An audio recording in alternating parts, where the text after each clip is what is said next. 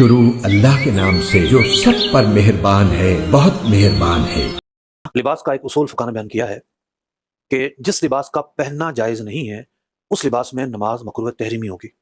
اب جیسے تصویر کسی لباس پر لگی ہوئی ہے اور تصویر کے تعلق سے فقہ لکھتے ہیں کہ زمین پر اگر رکھ کر دیکھیں تو چہرہ جو ہے اس کا واضح ہو۔ اگر ایسی تصویر کا لوگو ہے، یعنی لوگو میں وہ تصویر لگی ہوئی ہے، تو ایسے لباس کا پہننا جائز نہیں ہے، اور ایسے لباس میں اگر نماز پڑھیں گے تو نماز مکروہ تحریمی ہوگی۔